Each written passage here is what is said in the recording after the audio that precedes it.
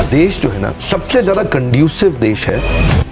पिछले 10 साल में जितना देश बदला है उतना 100 साल में नहीं बदला होगा। आइडिया बहुत अच्छा भी हो और इरादा भी बहुत मजबूत हो तो भी चांसेस है कि आपका बिजनेस फेल हो जाए। कई बार क्या होता है, प्रोडक्ट आप ले आते हो, कस्टमर बोलता है अच्छा है लेकिन मुझको चाहिए नहीं। हम काका को सीईओ नहीं बनाते। Man power can make you super power.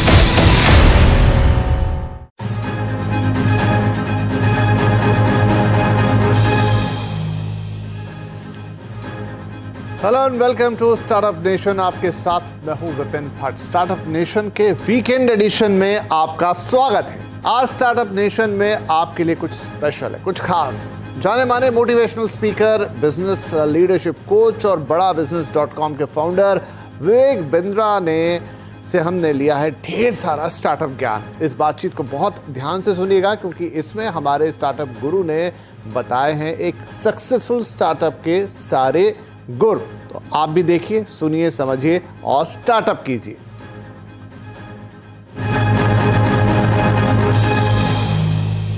स्वागत कीजिए मेरे साथ डॉक्टर विवेक बिंद्रा का। सर बहुत स्वागत है आपका and we are really happy to have you on the startup nation. तो सबसे पहला सवाल मैं आपसे यही लेकर आता हूं कि जो इस समय देश का स्टार्टअप है या देश का यूथ है, उसके लिए अपॉर्चुनिटीज के जो रास्ते खुल गए आज, क्या वैसा कभी पहले माहौल देश में था या वैसे कभी मौके देश में थे? स्टार्टअप पे जो आपने प्रश्न पूछा, आज पहली दफा ऐसा हुआ है कि कैपिटलिज्म विदाउट कैपिटल का जमाना आया है। ये पहली बार ऐसा हुआ है।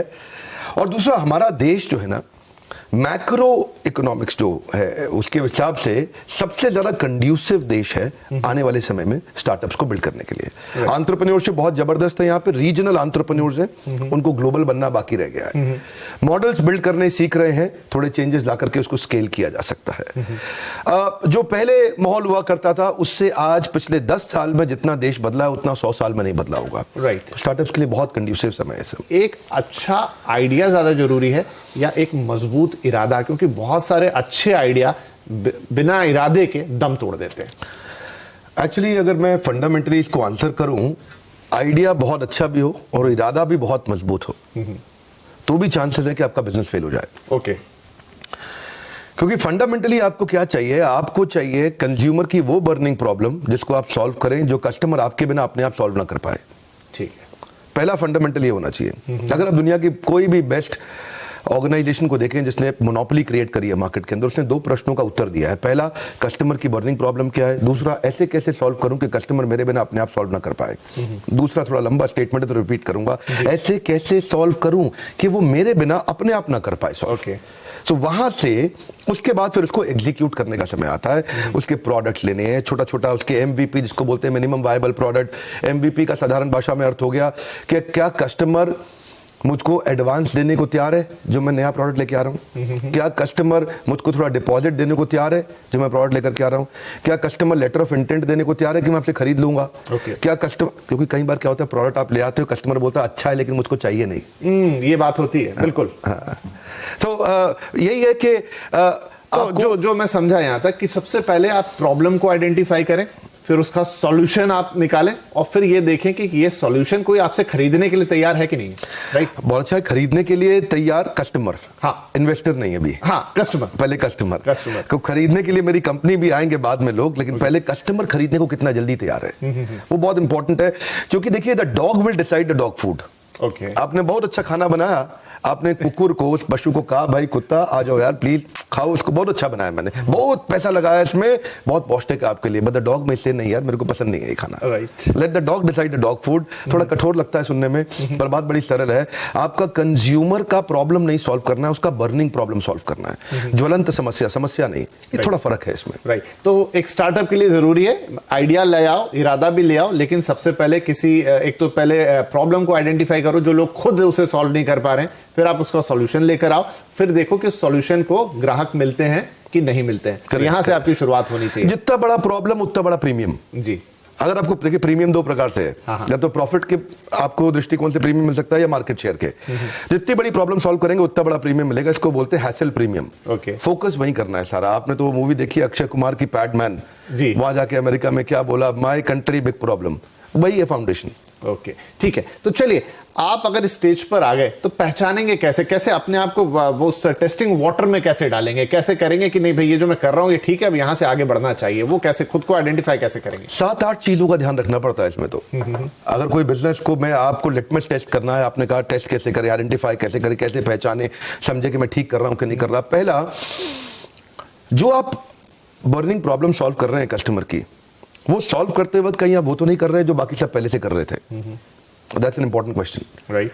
क्योंकि वहां से जब तक आपका कंज्यूमर एडवांटेज और कॉम्पिटिटिव एडवांटेज दोनों साथ साथ चलेंगे। कॉम्पिटिटिव एडवांटेज क्या है? आसपास को देख के। कंज्यूमर एडवांटेज क्या है? मेरे कस्टमर को बड़े ध्यान से देख के।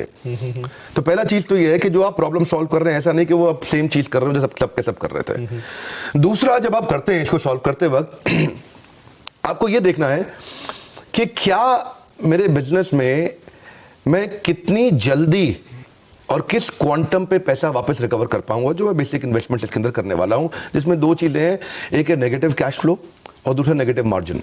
ये दोनों को संभालना जरूरी है, क्योंकि हम ना सर्वाइवरशिप बायस में फंस जाते हैं। आप लोग के न्यूज चैनल में, अखबारों में बहुत बढ़िया बढ़िया न्यूज आती है और उसमें जो सर्वाइव किए थे ओयो, अक्सर सक्सेस स्टोरी आती है स्टोरी, और वो स्टोरी देख करके लगता है ये तो मैं भी कर लूंगा, ये तो बहुत आसान है। वो सर्वाइवरशिप बायस है। आप उसमें पीछे 10,000 लोगों ने ट्राई किया था तो एक आगे निकला है उसमें। उसको देख करके एकदम से अपने को नेगेटिव मार्जिन और नेगेटिव कैश फ्लो वाले बिजनेस में अचानक नहीं घुसना चाहिए। तो शुरू से, because expansion without margin is committing suicide. So unless आपके पास डीप पॉकेट्स हो, तो कोई भी आपके पास इन्वेस्टर आएगा वो देखेगा पहले कि बिजनेस में कंटिन्यूटी कितनी है, तो उसको बोलेंगे रेकरिंग रेवेन्यू मॉडल। तीसरा चीज, अगर आपके बिजनेस में कंटिन्यूटी नहीं है, रेकरिंग रेवेन्यू नहीं है, कोई ऐसी चीज जो आदमी बार बार खरीदेगा।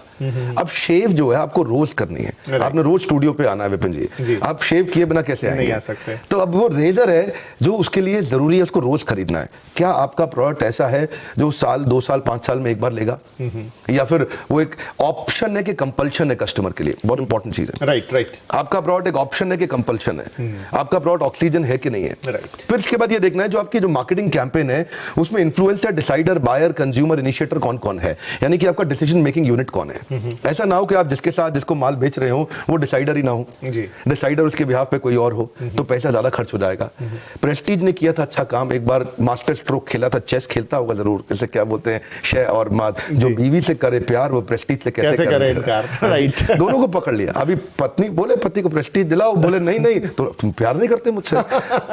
बिल्कुल। तो आपको initiator, influencer, decider, buyer, consumer सबका ध्यान रखना पड़ेगा। कंज्यूमर के फीडबैक लेने की तैयारी करनी पड़ेगी, इसको बोलते हैं इंप्रूवमेंट साइकिल। अगर आप फीडबैक की तैयारी नहीं कर रहे, क्योंकि कस्टमर सिग्नल देता है, अच्छी कंपनी, अच्छा ब्रांड प्रोडक्ट बना देता है। आई say that one more time, क्योंकि मैं गोल्डन स्टेटमेंट दोबारा बोलता हूं। कस्टमर सिग्नल देता है, अच्छा ब्रांड प्रोडक्ट बना देता है। जब कस्टमर सिग्नल देता है, कमजोर ब्रांड उसको इग्नोर कर देता है। कस्टमर आपसे वही मांगेगा जो कोई नहीं दे सकता, और अगर आपने वो दे दिया, हाईएस्ट हेडरूम ऑफ ग्रोथ है, क्योंकि वो खुद दे ही नहीं सकता। तो आपको ढक्कन खोलना पड़ेगा। अपन क्या बोलते हैं, मेरी ट्रेनिंग प्रोग्राम में बोलते हैं कि जितना ढक्कन मोटा उतना धंधा छोटा। You got to start asking this solution oriented questions. जब आप फंडिंग की तैयारी कर रहे हैं, जब आप अपने इन्वेस्टर की तरफ जा रहे हैं, तो आपको कैसे वो तैयारी करनी चाहिए ताकि आपका जो तीर है वो निशाने पे लगे जाके? बहुत अच्छा। देखिए, इन्वेस्टर के पास जाने से पहले कुछ चीजों को इंपॉर्टेंट समझना है आपको। इन्वेस्टर उस बिजनेस में इंटरेस्ट नहीं लेता जो ट्रांजैक्शनल है नेचर में। जिसमें माल दो पैसा लो, माल दो पैसा लो। अगर आपका बिजनेस का फॉर्मेट जीव जीवस्य जीवनम शास्त्रों में बताया गया है, जब एक जीव का जीवन दूसरे जीव के जीवन पर निर्भर होने लग जाए, जिसको बोलते हैं इकोसिस्टम। इकोसिस्टम तो हम रोज चर्चा करते हैं, आप बिजनेस न्यूज चैनल में करते हैं, हम भी अपने ट्रेनिंग में करते हैं। इकोसिस्टम का फाउंडेशन समझना जरूरी है। फाउंडेशन है एक जीव का जीवन दूसरे जीव के जीवन पे निर्भर कैसे करे, ताकि सब लोग इकट्ठे मिलकर उसको इवॉल्व करें। दुनिया की 10 सबसे बड़ी कंपनी में से अगर आपने 5 उठा लें, अल्फाबेट मतलब गूगल, प्रोजेक्ट नहीं है, प्लेटफॉर्म है। माइक्रोसॉफ्ट प्रोजेक्ट नहीं है, प्लेटफॉर्म है। एप्पल का iOS प्रोजेक्ट नहीं है, प्लेटफॉर्म है। फेसबुक प्रोजेक्ट नहीं है, प्लेटफॉर्म है। अगर आप दुनिया की 10 में सबसे बड़ी 5 कंपनी उठा लें तो सब प्लेटफॉर्म्स हैं। वो एक ऐसे इकोसिस्टम है जहां दूसरे लोग मेहनत कर रहे हैं, मल्टी साइडेड ट्रांजैक्शंस हो रही हैं, जिसमें डिस्कनेक्टेड लोग कनेक्ट हो रहे हैं। राइट। अनकनेक्टेड लोग कनेक्ट हो रहे हैं, मल्टी साइडेड ट्रांजैक्शंस हो रही हैं। पता नहीं, ये शायद मैं साधारण भाषा में बोलने का प्रयास कर रहा हूँ उसको। जी, जैसे यूट्यूब है, राइट। मैं यूट्यूब पे इस समय वर्ल्ड का नंबर 1 एंटरप्रेन्योरशिप चैनल है, पर मैं सफल क्यों हुआ उसमें? बड़ी सिंपल सी बात है, यूट्यूब ने एक प्लेटफॉर्म बनाया, राइट। और प्लेटफॉर्म में क्या होता है, कंटेंट कंज्यूमर भी है, कंटेंट क्रिएटर भी है, कंटेंट पे एडवर्टाइजर भी है, और यूट्यूब खुद भी है।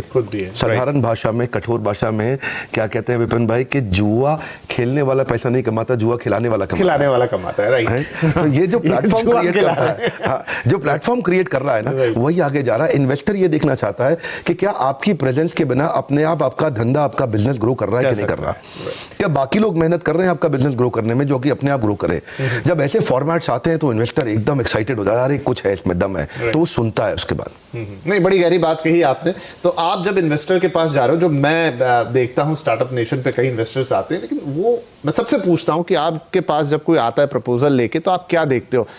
शायद 100% जवाब आया कि सबसे पहले हम टीम देखते हैं। क्या आप इस बात से एग्री करते हैं? बहुत खूब। रामू काका को सीईओ नहीं बनाते। बहुत सारे छोटे बिजनेसमैन यही कर रहे हैं। वो अपने पुराने भरोसेमंद आदमी को देख रहे हैं, और रामू काका थे उनके, और उसी को लगभग आगे बढ़ाए जा रहे हैं। ये रामू काका गल्ला संभाल लेंगे। बहुत इंपॉर्टेंट है, अकबर ने अपने नवरत्न बिल्ड किए, क्या आपके नवरत्न तैयार हैं? आपकी और man power can make you super power. ये बहुत इंपॉर्टेंट प्रिंसिपल है, क्योंकि देखिए अल्टीमेटली एक एंटरप्रेन्योर को डूइंग से बाहर निकल के एनेबलिंग पे आना है।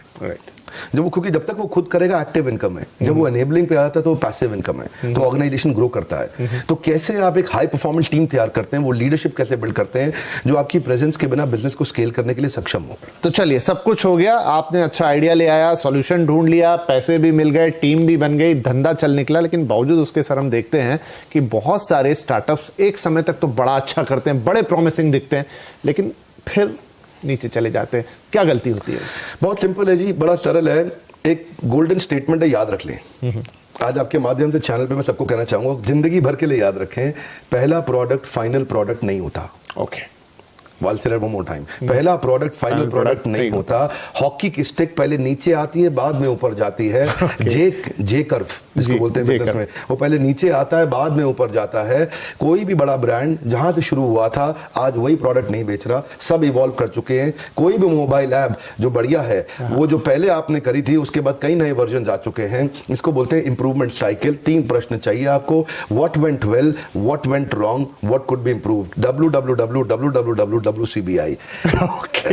क्या अच्छा हुआ, what went well, what went wrong, what could be improved. क्या अच्छा, देखिए दो जो अच्छा बुरा हुआ पीछे देख लिया, अभी क्या चेंज ला सकते हैं, इसको अपन बोलते हैं NNB positive, next new better. Okay, आपका ब्लड ग्रुप क्या है? मेरा बी पॉजिटिव। मेरा है NNB positive. Okay, NNB positive क्या है? Next new better. अपनी टीम को बार बार पूछना है आपस में बैठ के, आओ बैठो, अभी क्या नेक्स्ट करें, क्या न्यू करें, क्या बेटर करें।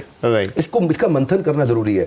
महीने में एक दिन तो आपको बैठना ही पड़ेगा कि कस्टमर के सारे टच पॉइंट्स आइडेंटिफाई कर लो। कंज्यूमर किधर से फीडबैक दे रहा है, उन सबको इकट्ठा करो, और next new better, what could be improved, इस पे क्वेश्चन करो। कई बार यहीं से प्रोडक्ट बन के निकल के आएगा। प्रोडक्ट कंपटीशन को देख के नहीं बनाते, कस्टमर के सिग्नल को देख के बनाते हैं। कस्टमर क्या फीडबैक दे रहा है, फीडबैक को फीड फॉरवर्ड में कन्वर्ट करना है। Complain is a gift, catch it. Golden statement क्या है? Complain is a gift, catch it. आपको ये मानना ही पड़ेगा, आपका प्रश्न को मैं समराइज करता हूं उत्तर को मैं, कि मानना ही पड़ेगा कि बिजनेस में प्रॉब्लम आएगी आएगी। बिजनेस फेल होएगा क्योंकि पहला प्रोडक्ट फाइनल नहीं होता। तो इसलिए पहले पायलट एक्सपेरिमेंटेशन करिए, स्केल अप नहीं करिए, बिकॉज स्केल किल्स। राइट, एकदम स्केल नहीं करना, कभी भी स्केल किल्स। एकदम पट पट पट पट बिजनेस बड़ा करें। बड़ा बिजनेस में पहले बिजनेस खड़ा करेंगे, बाद में बड़ा करेंगे। हम आपका शुक्रिया कहेंगे, बहुत बहुत शुक्रिया कि आप स्टार्टअप नेशन में आए, आज हमारे स्टार्टअप गुरु बन के, और इस खास स्पेशल एपिसोड में आपने हमारी जो यंग एस्पिरेंट जनता है देश की, जो स्टार्टअप करना चाहती है, कुछ बड़ा करना चाहती है, उनको एक मजबूत इरादा दिया। बहुत बहुत शुक्रिया हमसे बातचीत करने।